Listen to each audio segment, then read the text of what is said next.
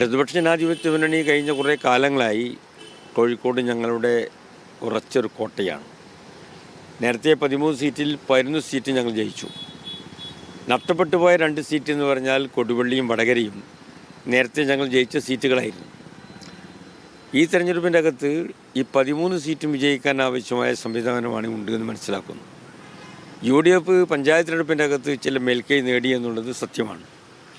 ആ മേൽക്കൈ നേടിയപ്പോഴും ഈ കോഴിക്കോട് ജില്ലയിൽ എവിടെയും വികസന പ്രവർത്തനങ്ങളെക്കുറിച്ച് ഒരു ചർച്ച നടത്തിയിട്ടില്ല. MLA കുറിച്ചോ മന്ത്രിമാരെ കുറിച്ചോ അല്ലെങ്കിൽ ഭരണകൂടത്തെക്കുറിച്ചോ റോഡില്ലെന്നോ പാലില്ലെന്നോ സ്കൂൾ കെട്ടിടം ഉണ്ടായില്ലെന്നോ ക്ഷേമ പദ്ധതി നടപ്പിലാക്കിയില്ലോ ഒന്നും അവർ പറഞ്ഞിട്ടേയില്ല. അപ്പം വികസനം ചർച്ച ചെയ്യപ്പെടാതെ വെറും പ്രാദേശികമായ മതപരമായ കാര്യങ്ങൾ മാത്രം പറഞ്ഞ് ജനങ്ങളുടെ നുണപ്രചരണത്തിലൂടെ കടന്നു വന്നിരിക്കുന്ന തെരഞ്ഞെടുപ്പിൻ്റെ വിജയമാണ് ഉണ്ടായിട്ടുള്ളത്.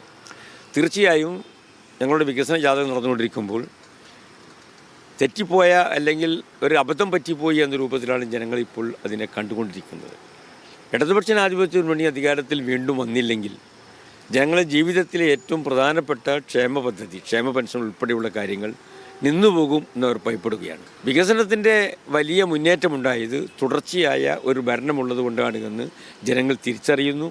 അതുകൊണ്ട് വീണ്ടും 3ാം തവണയും ഇടതുപക്ഷ ജനാധിപത്യ മുന്നണി തന്നെ അധികാരത്തിൽ വരണമെന്ന് ജനങ്ങൾ ആഗ്രഹിക്കുകയാണ്. BJP 3 ഇരട്ടിയിലധികം വോട്ട് വർദ്ധിപ്പിച്ചു.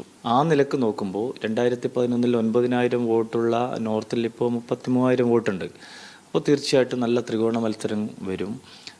നോർത്ത് ഞങ്ങൾ 100% ഇപ്രാവശ്യം ആത്മവിശ്വാസത്തിലാണ്. രണ്ടാമത് എലത്തൂരിൽ 34,000 വോട്ട് BJPക്കുണ്ട്.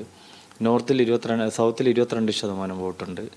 ബേപ്പൂരിൽ അതേപോലെ തന്നെ 27,000 വോട്ടുണ്ട്. ഇതൊക്കെ ഒരു ത്രികോണ മത്സരം വരുമ്പോൾ 5, 10, 1000 വോട്ട് ഒരു മുന്നണിയിൽ നിന്ന് മാറിയാൽ തീരുന്ന പ്രശ്നമേ ഉള്ളൂ. 100% ആത്മവിശ്വാസത്തോടെ കോഴിക്കോട് ജില്ലയിൽ ഇപ്രാവശ്യം BJP നിയമസഭയിലേക്കും അക്കൗണ്ട് തുറക്കും.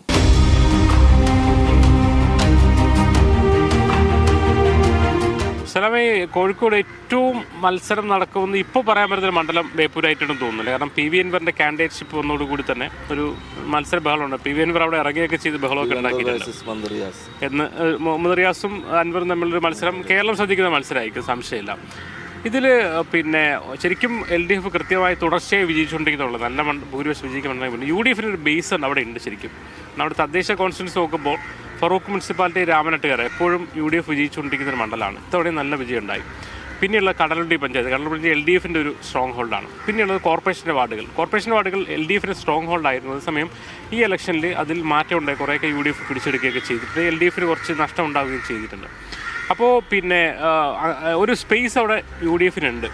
മാത്രമല്ല പലപ്പോഴും UDFിൽ പ്രശ്നം സംഭവിക്കുക കോൺഗ്രസിലെ വിഭാഗീയത. കോൺഗ്രസിൽ ഒരു നേതാവ് വരുമ്പോൾ മറ്റു നേതാക്കൾ പ്രവർത്തിക്കാത്തത്, ലീഗിന് മാറത്തിൽ ചില പ്രശ്നങ്ങളൊക്കെ ഉണ്ട്. പക്ഷേ ലീഗും UDFും അല്ലാത്ത എന്നാൽ അവർക്കൊരു സമ്മതനായ ഒരു അൻവർ കാൻഡിഡേറ്റ് വരുമ്പോൾ ശരിക്കും ഒരു കളം ഒരുങ്ങുന്നുണ്ട്. അവർക്ക് പിടിച്ചെടുക്കാനുള്ളൊരു കോൺഫിഡൻസ് ഉണ്ട്. അതുപോലെ പക്ഷേ മന്ത്രി റിയാസിനോടാണ് മത്സരിക്കേണ്ടത്. മന്ത്രി റിയാസ് നമുക്കറിയാം ഈ മന്ത്രിസഭയിലെ തന്നെ ഏറ്റവും ജനകീയൻ മാത്രമല്ല ആളുകളോട് ഭയങ്കര സിമ്പിളായി സംസാരിക്കുന്ന ഒരാളാണ്. അത് ആ മണ്ഡലത്തിൽ അങ്ങനെ തന്നെയാണ്. പിന്നെ കുറേ സാധാരണ മന്ത്രിമാരായി കഴിഞ്ഞാൽ മണ്ഡലത്തിലേക്ക് അധികം വരാത്ത സാഹചര്യമൊന്നും റിയാസിനെ സംബന്ധിച്ചിട്ടില്ല. ഒരുപാട് തവണ അവിടെ ക്യാമ്പ് ചെയ്ത് വർക്ക് ചെയ്യാറുണ്ട്. അതേപോലെ തന്നെ വികസന പ്രവർത്തനങ്ങൾ മണ്ഡലത്തിൽ നടത്തിയ പേപ്പർ ഫെസ്റ്റ് അടക്കമുള്ള കാര്യങ്ങൾ ആ രീതിയിൽ എല്ലാവരുമായി വലിയ ബന്ധം സൂക്ഷിക്കുന്ന ഒരാളാണ്. കൂടാതെ കഴിഞ്ഞ തെരഞ്ഞെടുപ്പിൽ 10,000 ആണെങ്കിൽ ഏറ്റവും അവസാന തെരഞ്ഞെടുപ്പിൽ 28,000-ലധികം വോട്ടും 30,000-അടുത്ത് വോട്ടിനാണ് ഭൂരിപക്ഷം. ആ രീതിയിൽ മന്ത്രി റിയാസിനും അതുപോലെ വലിയ സ്വാധീനമുള്ള ഒരു മണ്ഡലം, അതുപോലെ CPM-നും LDF-നൊക്കെ തന്നെ വലിയ അടിത്തറയുള്ളൊരു മണ്ഡലം. മന്ത്രി എന്നതിൽ സ്വാധീനം വർദ്ധിപ്പിച്ചൊരു ഘട്ടം കൂടിയാണ്. അതുകൊണ്ട് അത്ര എളുപ്പമാവില്ല. അതേസമയം ഫൈറ്റ് ഉണ്ടാവും. അടിപൊളിയാവും, സൂപ്പർ, ഒന്നും സംശയിക്കാനില്ല. ഭയങ്കരമായിട്ട് കേരളം കണ്ട ഏറ്റവും വലിയ മത്സരമാവും. മണ്ഡലം ഇതായിരിക്കും ജനങ്ങൾ ശ്രദ്ധിക്കപ്പെടുന്ന മണ്ഡലമായിട്ട് മാറും.